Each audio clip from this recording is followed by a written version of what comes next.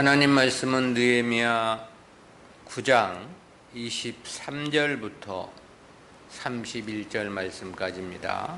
제가 봉독합니다. 주께서 그 자손을 하늘의 별같이 많게 하시고 전에 그 열조에게 명하사 들어가서 차지하라고 하신 땅으로 인도하여 이르게 하셨으므로 그 자손이 들어가서 땅을 차지하되 주께서 그 땅 가나안 거민으로 저희 앞에 복종케 하실 때 가나안 사람과 그 왕들과 본토 여러 족속을 저희 손에 붙여 임의로 행하게 하시매 저희가 견고한 성들과 기름진 땅을 취하고 모든 아름다운 물건을 채운 집과 파서 만든 우물과 포도원과 감람원과 허다한 과목을 차지하여 배불리 먹어 살찌고 주의 큰 복을 즐겨 싸우나 저희가 오히려 순종치 아니하고 주를 거역하며 주의 율법을 등 뒤에 두고 주께로 돌아오기를 권면하는 선지자들을 죽여 크게 설만하게 행하였나이다. 그러므로 주께서 그 대적의 손에 붙이사 곤고를 당하게 하시며 저희가 환난을 당하여 주께 부르짖을 때 주께서 하늘에서 들으시고 크게 긍휼을 바라사 구원자들을 주어 대적의 손에서 구원하셨거늘 저희가 평강을 얻은 후에 다시 주 앞에서 악을 행함으로 주께서 그 대적의 손에 버려두사 대적에게서 제어를 받게 하시다가 저희가 돌이켜서 주께 부르짖음에 주께서 하늘에서 들으시고 여러 번 긍휼을 바라사 건져내시고 다시 주의 율법을 복종케 하시려고 경계하셨으나 저희가 교만히 행하여 사람이 준행하면 그 가운데서 삶을 얻는 주의 계명을 듣지 아니하며 주의 규례를 범하여 고집하는 어깨를 내어 밀며 목을 굳게 하여 듣지 아니하였나이다. 그러나 주께서 여러 해 동안 용서하시고 또 선지자로 말미암아 주의 신으로 저희를 경계하시되 저희가 듣지 아니하므로 열방 사람의 손에 붙이시고도 주의 긍휼이 크심으로 저희를 아주 멸하지 아니하시며 버리지도 아니하셨사오니 주는 은혜로우시고 긍휼히 여기시는 하나님이심이니이다. 아멘. 가나안 정복부터 바벨론 포로까지라는 제목으로 말씀을 듣겠습니다. 본문도 압달락과 마찬가지로 이스라엘 민족 대각성운동과 하나님을 찬양하는 일환으로 과거 역사를 회고하는 내용의 연속 부분입니다.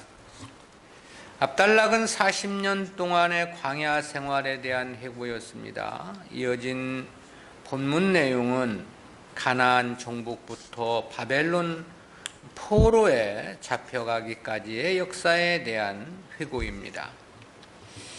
이와 관련한 기사는 구속사적 교훈까지 그 주제가 셋으로 요약이 되겠는데요.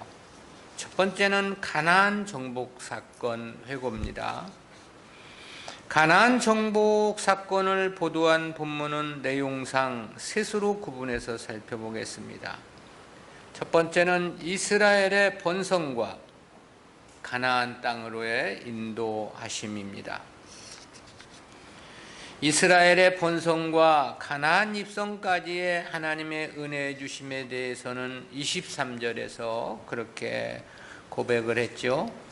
주께서 그 자손을 하늘의 별같이 많게 하시고 전에 그 열조에게 명하사 들어가서 차지하라고 하신 땅으로 인도하여 이르게 하셨으므로 여기서 주께서 그 자손을 하늘의 별같이 많게 하시고라 함은 아브라함에게 약속하신 약속 성취를 회고한 내용입니다. 하나님은 아브라함에게 그렇게 약속하신 바 있지요. 창세기 12장 2절입니다. 내가 너로 큰 민족을 이루고 네게 복을 주어 네 이름을 창대케 하리니 너는 복의 근원이 될지라. 이러한 언약은 창세기 13장 16절과 15장 5절에서도 거듭해서 약속해 주심을 볼 수 있는데요. 그리고 이 약속을 지키시고자 하나님은 저들을 애굽으로 불러내셔서 400년 동안 민족의 번성을 이루는 기회를 삼게 해 주셨습니다. 당시 애굽으로 들어간 이스라엘은 요셉이 애굽에서 낳은 두 아들까지 합해서 모두 70명이었습니다. 그런데 400년 이후 저들이 출애굽을 할 때는 레위 지파를 제외하고도 20세 이상 군대에 나갈 수 있는 장정만 60만 3,550명이라고 민수기서 1장 46절에서 밝혀주고 있죠. 따라서 남녀노소 전체 인구에 대해 성경학자들은 대략 200만 명을 넘을 것으로 추산을 합니다. 그렇다면 400년 동안 대략 인구가 28,570배, 대략 3만 배가 증가한 것이라고 볼 수 있습니다. 실로 엄청난 증가라고 말할 수 있겠지요. 그리고 그것은 하나님께서 특별히 은혜를 입혀주신 결과였음을 본문에서 회고를 한 겁니다. 그리고 그러한 민족의 번성은 이제 가나안 땅을 차지할 만한 여건이 충족되었음을 의미하지요. 때문에 하나님은 모세를 통해서 저들을 애굽에서 구해내셨고, 역시 아브라함에게 약속하신 가나안 땅으로 저들을 인도해 주셨던 것입니다. 아브라함에게 가나안 땅을 약속해 주신 것은 창세기 12장 7절에 나타나는데요.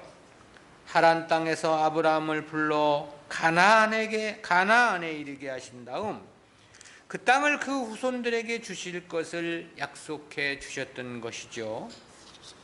아브라함이 하란을 출발하여 가나안에 도착한 해는 대략 BC 2091년입니다. 그리고 모세의 용도하에 출애굽한 시점은 애굽에 들어온 이후 400년이 지난 BC 1446년경이 됩니다. 그리고 여호수아에 의해 가나안 땅을 완전히 정복하고 그 땅을 각 지파별로 분배한 시점은 BC 1400년경이 되고요. 그러니까 아브라함에게 하신 가나안 땅의 약속은 정확하게는 691년, 대략 700년이 되어서야 성취된 것입니다. 본문 23절은 바로 이와 같은 하나님의 역사를 회고하고 있는 거죠. 즉 하나님께서 자기들을 하나님의 선민으로 선택하시고 정상적인 선민 국가를 형성하기까지의 은혜를 회고하며 찬양한 내용이다라는 것입니다. 두 번째는 가나안 땅 정복 역사 회고입니다. 가나안 약속 성취에 이어진 24절은 가나안을 이스라엘의 땅으로 주시기 위해 가나안 족속들을 멸하도록 도우신 하나님의 은혜에 대한 회고인데요. 이에 대해서 이렇게 보도를 했습니다. 그 자손이 들어가서 땅을 차지하되 주께서 그 땅 가나안 거민으로 저희 앞에 복종케 하실 때에 가나안 사람과 그 왕들과 본토 여러 족속을 저희 손에 붙여 임의로 행하게 하시매. 당시 느헤미야를 비롯한 귀한 민들은 가나안 정복이 하나님의 도우심으로 이루어진 역사였음을 인정하고 있음을 보게 되죠. 그것은 그 땅 가나안 거민으로 저희 앞에 복종케 하실 때라고 표명함이 이를 말해줍니다. 또 가나안 사람과 그 왕들과 본토 여러 족속을 저희 손에 붙여 임의로 행하게 하시매라고 함도 마찬가지죠. 이때 이스라엘의 전쟁사는 그야말로 백전백승이었습니다. 아간의 잘못으로 아이성과의 전투 말고는 불패의 민족이라고 말할 수 있겠죠. 요단 동편에서 아모리 왕 시온과 바산 왕 옥을 물리치고 그 땅을 루벤과 갓지파 그리고 므낫세 반지파에게 분배해 주었습니다. 요단강 서편 가나안 땅은 모두 31명의 왕을 물리치고 그 땅을 나머지 지파들에게 제비를 뽑아 분배를 해 주었지요. 그러니까 총 33명의 왕을 물리치고 가나안을 차지하게 된 겁니다. 근데 그 땅을 정복한 전체 기간은 BC 1405년에서 BC 1400년까지입니다. 불과 5년이라는 짧은 기간에 33명의 왕과의 전쟁에서 승리하고 가나안 땅을 차지하게 되었던 거죠. 그야말로 하나님의 도우심이 있었기에 가능한 역사였다고 평가하지 않을 수 없는 일이죠. 따라서 이 모든 역사를 이스라엘은 모두 하나님의 도우심의 결과로 시인을 하며 감사 찬양을 하고 있는 것입니다. 세 번째는 가나안 정착 및 가나안의 풍성함을 누린 은혜에 대한 고백인데요. 이에 대해서는 25절에서 그렇게 말했습니다. 저희가 견고한 성들과 기름진 땅을 취하고 모든 아름다운 물건을 채운 집과 파서 만든 우물과 포도원과 감람원과 허다한 과목을 차지하여 배불리 먹어 살찌고 주의 큰 복을 즐겨 싸우나. 가나안 땅을 차지한 이스라엘이 얼마나 풍성한 부요를 누렸는가를 이렇게 회고한 겁니다. 본래 가나안에 대해서는 젖과 꿀이 흐르는 땅이라고 이야기를 했습니다. 그렇다는 것은 정탐꾼들이 포도 한 송이를 장정 두 사람이 메고 왔다는 사실에서도 잘 나타내주고 있는데요. 그들이 40년 세월 살았던 광야에 비교해 본다면 그야말로 가나안 땅은 낙원과도 같은 땅이었습니다. 그것은 애국과의 비교해서 보아도 그렇죠. 때문에 모든 아름다운 물건을 채운 집과 파서 만든 우물과 포도원과 감람원과 허다한 과목을 차지하여 그랬습니다. 그리고 이어 배불리 먹어 살찌고 추의 큰 복을 즐겨 싸우나 그랬죠. 그동안 이스라엘이 살아왔던 애굽이나 광야 생활과는 비교할 수 없는 놀라운 은혜이며 축복이 분명했던 거죠. 이는 하나님께서 자기 백성들에게 주시고자 하시는 궁극적인 복, 즉 천상의 복에 대한 예시이며 예표였습니다. 성도들이 하나님께 감사하며 그 뜻에 순종으로 살아야만 하는 이유이기도 하죠. 하나님께서 자기 백성을 선택하시고 인도하시는 것은 가나안의 축복, 즉 영원 무궁한 하늘의 신령한 복을 주시기 위한 목적이기 때문에 그렇습니다. 두 번째는 가나안 정착 이후 바벨론 포로까지의 역사 회고입니다. 가나안 정착 이후에 이스라엘의 삶을 보도한 본달락은 내용의 주제상 셋으로 구분해서 살펴보겠는데요. 첫 번째는 이스라엘의 불순종입니다. 앞절까지의 내용은 이스라엘을 향하신 하나님의 각별하신 은혜에 대한 찬양이었습니다. 왜냐하면 하나님은 오직 저들만의 하나님이셨기 때문에 그렇죠. 그런데 가나안에 정착한 이스라엘은 감사로 하나님을 순종한 것이 아니었습니다. 오히려 거듭되는 불순종과 죄악으로 점철된 삶이었다고 이야기하고 있는데요. 그에 대해서 26절에서 그렇게 이야기했죠. 저희가 오히려 순종치 아니하고 주를 거역하며 주의 율법을 등 뒤에 두고 주께로 돌아오기를 권면하는 선지자들을 죽여 크게 설만하게 행하였나이다. 여기서는 5가지 수사를 통해서 이스라엘의 패역한 삶을 지적을 했습니다. 첫 번째는 순종치 아니하고 그랬는데요. 이에 해당하는 히브리어 와이아무르는 배반이라는 뜻입니다. 즉 하나님의 뜻과는 정반대로 살았음을 지적한 내용이죠. 둘째는 주를 거역하며 그랬죠. 이에 해당하는 히브리어 와이무레도 역시 배반하다, 반역하다, 패역하다라는 뜻입니다. 앞서 언급된 순종치 아니하고와 거의 동의어로 쓰이는 단어예요. 그러나 이 단어가 하나님께 쓰일 때는 하나님의 언약을 위배했다는 뜻에서 사용이 됩니다. 하나님의 뜻, 하나님의 말씀을 거역했다는 그런 거죠. 세 번째는 주의 율법을 등 뒤에 두고 그랬습니다. 이는 주의 율법을 무시하고 경멸했다는 그런 뜻입니다. 율법을 무시하고 경멸하는 것은 곧 하나님을 무시하고 하나님을 경멸한 것이라고 말할 수 있겠지요. 율법은 곧 하나님의 말씀이기 때문에 그렇습니다. 넷째로 주께로 돌아오기를 권면하는 선지자들을 죽여 그랬습니다. 패역한 이스라엘 백성들에게 하나님은 선지자들을 통해서 하나님의 뜻을 전해주셨지요. 저들을 돌이키시기 위한 일환이셨습니다. 그런데 이스라엘은 오히려 그 선지자들을 멸시하고 죽이기까지 했음을 지금 지적하고 있는 거죠. 구약시대의 백성들에 의해 죽임을 당한 대표적인 선지자는 이사야, 에레미야, 에스겔, 스가랴, 우리야 이런 선지자들이 있죠. 또 이세벨에 의해서 죽임을 당한 선지자도 많았음을 엘리야는 토로한 바 있습니다. 그만큼 이스라엘이 하나님을 거역하고 무례히 행했던 겁니다. 다섯 번째는 크게 설만하게 행하여있나이다 그랬습니다.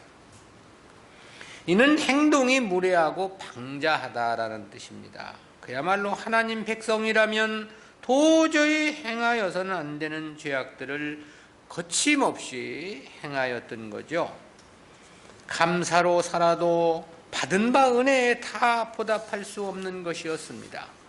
그런데도 감사가 아니라 도리어 패역한 삶을 살았음을 고백하고 있는 거죠.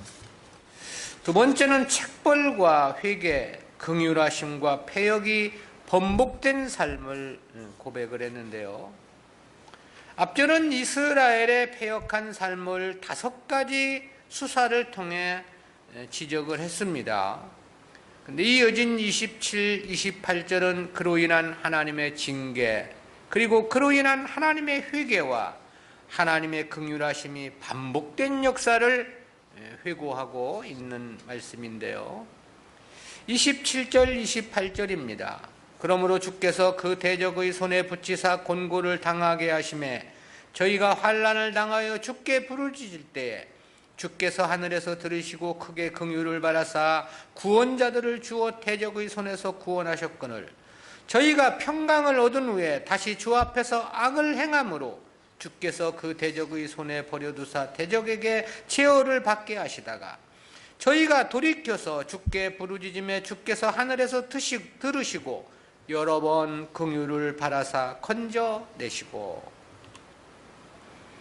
27절 서도에서 그러므로 주께서 그 대적의 손에 붙이사 공고를 당하게 하시매라고 하면 앞절을 염두에 둔 표현입니다. 즉 이스라엘이 패역을 했기 때문에 하나님께서 징계를 내리셨다는 뜻이죠. 그 징계의 수단은 대적의 손에 붙이사 고통을 당하게 하셨다고 했습니다. 주변국들의 식민지로 고난을 당케 했다는 그런 뜻이죠. 그렇게 되면 이스라엘은 언제나 회개하며 하나님의 도우심을 구했다고 그랬습니다. 그럴 경우 하나님은 구원자를 보내주셔서 이스라엘을 대적들에게서 구해 주셨던 거죠. 그런데 그래서 평강을 얻게 되면 또다시 주 앞에 악을 행하였다고 말씀합니다. 그럼 하나님은 다시 대적의 손에 버려 두셨다고 그랬고요. 그리 되면 이스라엘은 다시 하나님께 부르짖었고 그러면 하나님은 다시 긍휼을 베풀어 저들을 구해 주셨다는 것입니다.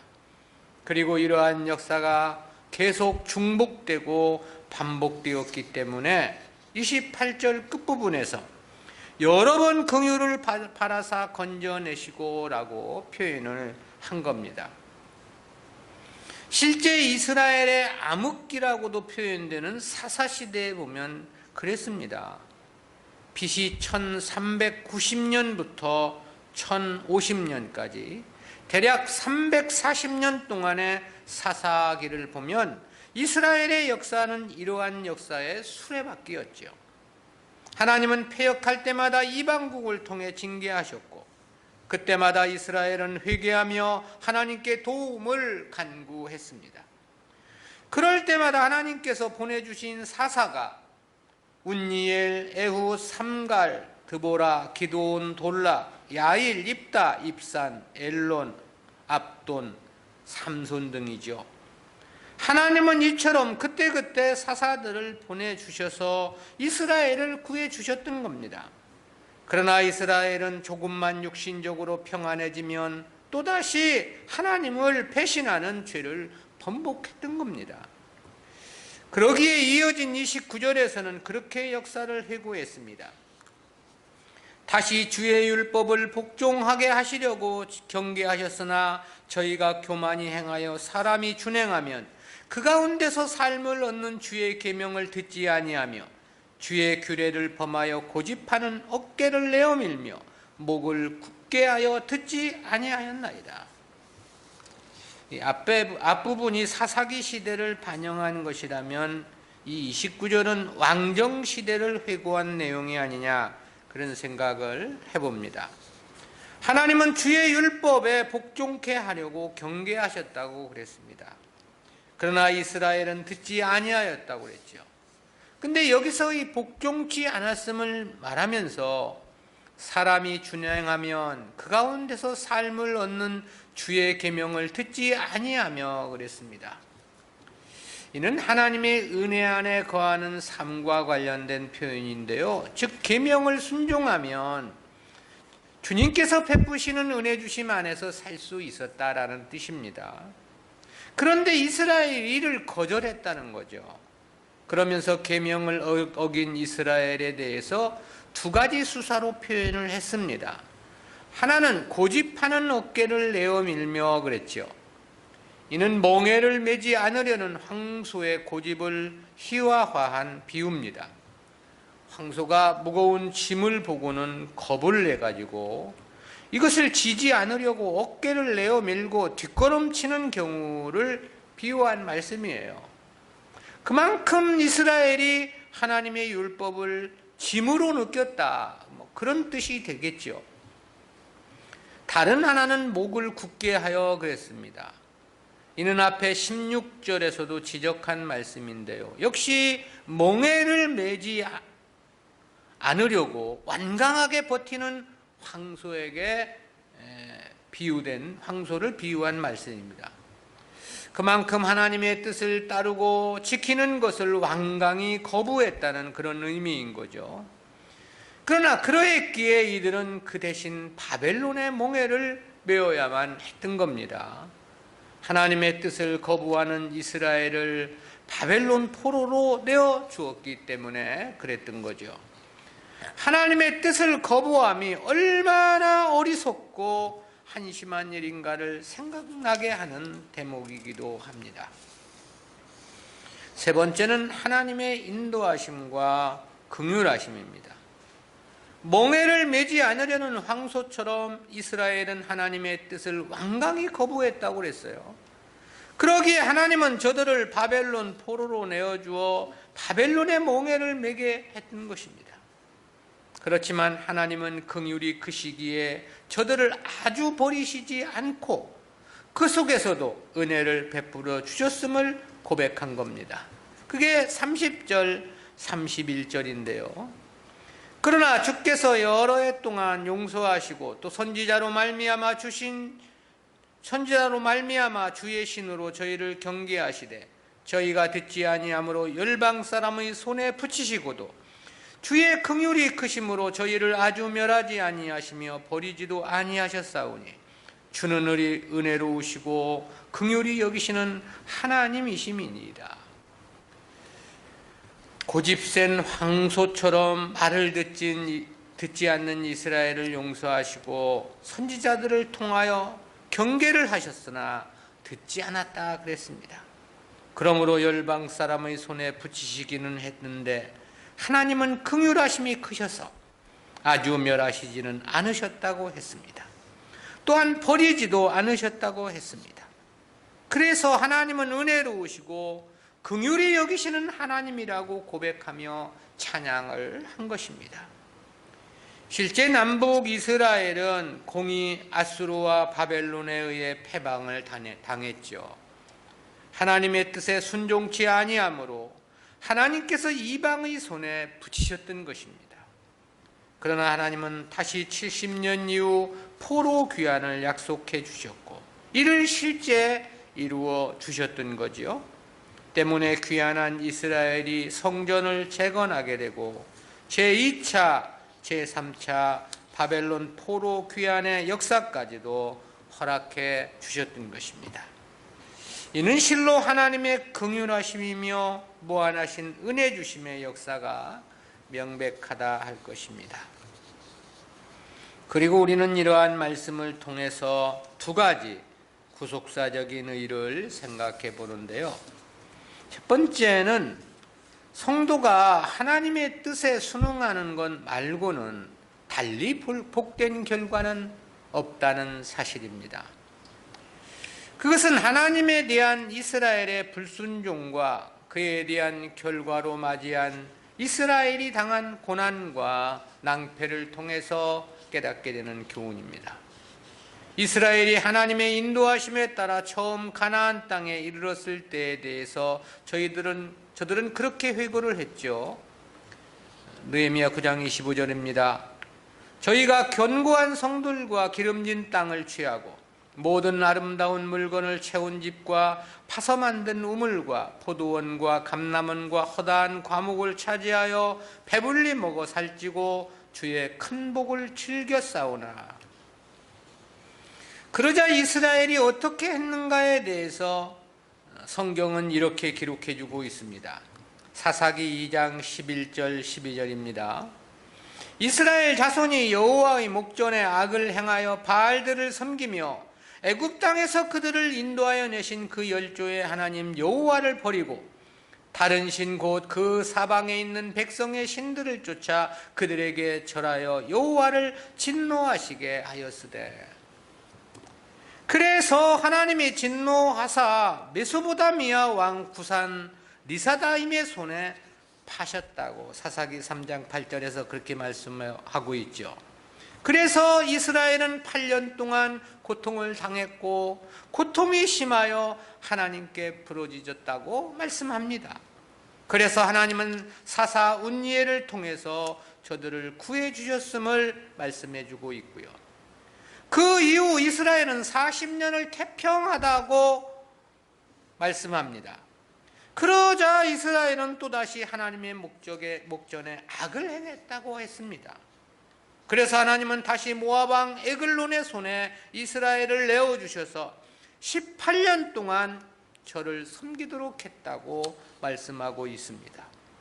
그래서 18년 동안 모압의 식민지로 살아야 했던 삶은 역시 극한 시련과 고통의 삶이었지요. 결국 이스라엘은 또다시 하나님께 부르짖었다고 말씀하고 있지요. 이스라엘의 부르짖음에 하나님은 다시 사사 에훗을 통해서 저들을 구해 주셨습니다. 그리고 그 후 80여 년 세월을 태평을 누렸다고 그랬습니다. 그런데 이스라엘은 또다시 여호와의 목전에 악을 행했다고 했습니다. 하나님은 다시 가나안 왕 야빈에게 이스라엘을 내어주었고 그로 인해 이스라엘은 20년 동안 심한 학대를 받았다고 말씀합니다. 그러자 이스라엘은 또다시 하나님께 회개하며 부르짖었습니다. 그의 하나님은 저들을 불쌍히 여기셔서 사사 드보라를 통해서 구해 주셨음을 말씀하고 있습니다. 그리고 그 후 그 땅이 40년 동안 태평했다고 했습니다. 그러자 이스라엘은 또다시 하나님을 배신했지요. 그러자 이번에는 미디안의 손에 7년 동안 저들을 맡기셨다고 했습니다. 다시 저들이 부르짖자 기드온을 통해서 구해 주셨죠. 그리고 이러한 역사는 거기서 끝난 것이 아니었습니다. 그 이후에도 계속되었죠. 그래서 그 이후에도 보내주신 사사가 돌라, 야일, 입다, 입산, 엘론, 압돈, 삼손, 엘리, 사무엘 등이 있습니다. 무슨 뜻인가? 하나님 백성이 하나님의 뜻을 거부하고 성공한 예는 없었다라는 겁니다. 사사시대 이후 왕정시대에도 그랬습니다. 그래서 급기야 남북 이스라엘이 공이 아수르와 바벨론의 멸망을 당한 것이었죠. 따라서 우리는 이와 같은 역사에서 성도가 하나님의 뜻에 순응하는 것 말고 달리 성공의 길, 복된 결과는 있을 수 없다는 사실을 깨닫게 되는 거죠. 우리는 대개 하나님의 도우심이 없이 그저 자기 힘만으로 세상을 성공할 수 있을 것이라고 생각을 하지 않습니까? 그래서 하나님의 뜻에 순응하기보다는 자기 뜻과 자기를 위한 삶에 몰두하며 집중하는 경향이 크지요. 그러나 절대 하나님 백성은 그럴 수가 없는 것입니다. 그것은 저들을 처음 창세전에 선택하신 목적과 이유가 하늘의 신령한 복을 주시고자 함이었기 때문에 그렇습니다. 하늘의 신령한 복은 세상과는 가히 비교할 수 없는 고귀한 가치의 것이죠. 때문에 하나님께서 자기 백성들이 이를 무시하고 살아가는 삶을 두고 보실 수만은 없으신 것입니다. 특히 세상이라는 것은 아무리 그 영광과 영화가 크고 화려하다 하더라도 잠시면 끝나버리는 찰나이고 순간의 것들일 뿐이기 때문에 그런 거죠. 그러기에 이스라엘이 하나님의 뜻을 거슬러 나갈 때는 하나님은 가만히 내버려 두실 수가 없으셨던 것이고요. 이방의 식민지란 극한 고통을 통해서 하나님 섬김과 이방을 섬김이 어떤 것이 더 복된 삶인지를 경험케 하셨던 것입니다. 이러한 원리는 오늘날도 역시 동일합니다. 그래서 성도들을 소금으로 비유하시며 소금이 그 맛을 잃으면 다만 밖에 버려져 사람에게 밟힐 뿐이라고 말씀해 주시기도 하셨지요. 그래서 탕자는 돼지가 먹는 쥐염 열매로도 배를 채울 수 없었음을 말씀해 주기도 하셨습니다. 우리가 하나님 백성이라면 오직 믿음으로 살아야만 합니다. 오직 하나님 뜻에 순종으로 살아야 합니다. 하나님 백성들에게 그 길 말고 달리 복된 길은 없기 때문에 그렇습니다. 그리고 우리는 세상에 너무 평화를 강구하고 그런 것을 요구할 필요가 없습니다. 세상 것 많아가지고 세상 편해가지고 믿음으로 산 역사가 없습니다.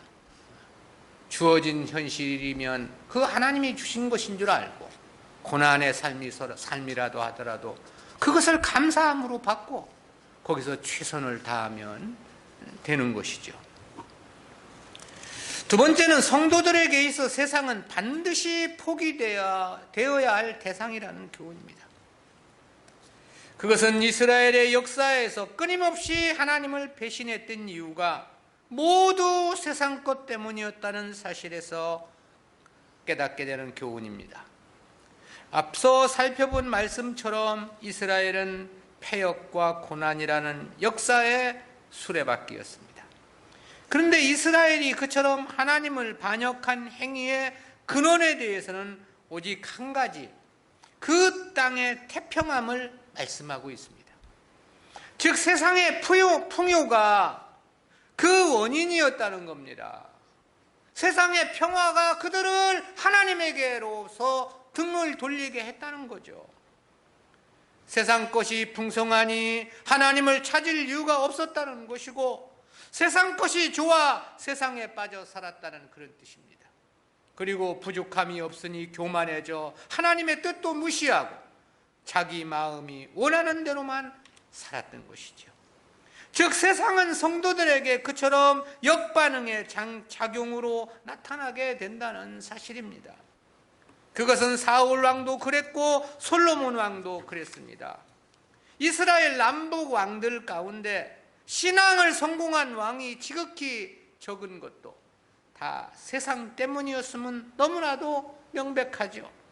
그래서 주님은 약대가 바늘기로 들어가는 것이 부자가 하나님의 나라에 들어가는 것보다 쉽다고 말씀을 하시기도 했습니다. 원리가 그렇기에 하나님은 세상에서 가난한 자를 택하사 믿음에 부유하게 하시고 또 자기를 사랑하는 자들에게 약속하신 나라를 상속받게 하지 아니하셨느냐라고 말씀하기도 하셨습니다.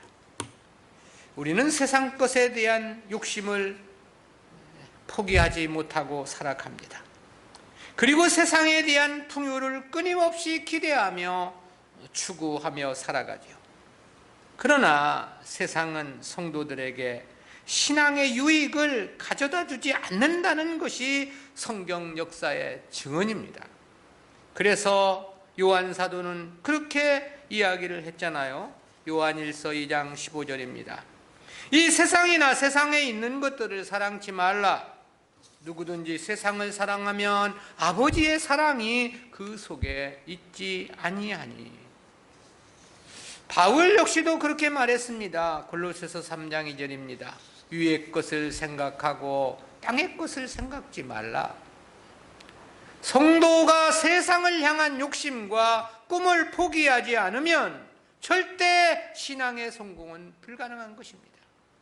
세상을 포기하지 않으면 영생을 소망할 수 없고, 영생을 소망하지 않으면 그 자체가 올바른 하나님 섬김이 아닌 까닭입니다. 그것은 이미 바른 신앙에서 이탈된, 왜곡된 신앙일 뿐인 것입니다. 그런데도 오늘날 교회들은 세상을 위해 복 빌어주는 것이 일상화되어 있죠. 그리고 그것을 사랑이라는 이름으로 포장하고 있기도 합니다. 그러나 그것은 교회일 수 없고 사랑일 수도 없는 것입니다. 그것은 천국문을 닫고 자기도 들어가지 않고 성도들도 들어가지 못하게 하는 것과 같은 행태인 겁니다. 그것은 성도를 전도해 놓고 천국 백성을 만드는 게 아니라 지옥 백성을 만드는 행태와도 같은 것입니다. 주님의 교회는 결코 세상 것을 위해 존재함이 아닌 까닭입니다. 교회는 오직 영생을 위해 존재하는 천국 시민권을 가진 성도들의 공동체이기 때문에 그렇습니다. 따라서 성도에게 있어 세상은 절대 추구의 대상이어서는 안 되는 겁니다. 그와 반대로 포기의 대상인 것입니다. 세상이 포기될 때 하나님 나라 소망이 가능한 까닭입니다. 시소의 원리를 보면 한쪽이 올라가면 반드시 반대쪽은 내려가게 되어 있지 않습니까? 한쪽이 내려가면 반드시 반대쪽은 올라가게 되는 것입니다. 바로 하나님과 세상이 그런 것이다라는 거죠. 그래서 주님은 하나님과 재물을 겸하여 섬길 수 없다고 말씀을 했던 겁니다. 세상을 추구하면 영생의 것은 소망할 수가 없기 때문에 그런 것입니다. 반대로 하나님의 나라를 소망하면 세상은 포기되는 것입니다. 성도가 세상을 포기해야 하는 이유가 여기 있습니다. 그럴 때만이 하나님 사랑도 가능하고 올바른 하나님 섬김도 가능하기 때문에 그렇습니다. 시소가 양쪽 끝이 동일하게 올라갈 수 없고 동일하게 내려갈 수 똑같이 내려갈 수 없듯이 하나님을 섬기면서 세상도 없고 세상 것을 추구하면서도 하나님을 잘 섬길 수 있는가? 도저히 불가능한 일이다. 세상을 포기해야 하는 절대적인 이유죠. 기도합니다. 사랑의 하나님 은혜를 감사합니다. 오늘도 과거 가나안 정복부터 바벨론 포로까지의 역사를 회고하며 하나님의 은혜를 찬양한 말씀을 통해서 우리에게 귀한 교훈 깨닫게 해 주심 진실로 감사합니다. 성도가 하나님의 뜻에 순응하는 것 말고 달리 복된 결과는 없다는 소중한 교훈 깨닫게 해주신 감사하옵고, 그러기에 우리는 이 세상 것을 추구하는 것이 아니라 오직 하나님의 나라, 영생의 것만을 추구하며 소망하며 살아가는 저희들의 삶이기만을 간절한 마음으로 빌고 소원합니다. 끊임없이 우리의 마음속 깊은 데서부터 솟아나오는 이 세상을 향한 세속적 욕심을 주여 저희들이 단호히 뿌리 뽑게 하시고 오직 하나님 나라만을 소망하는 마음으로 이 세상을 믿음으로 승리할 수 있도록 은혜 베풀어 주시옵소서. 감사드리옵고 예수님의 이름으로 기도드리옵나이다. 아멘.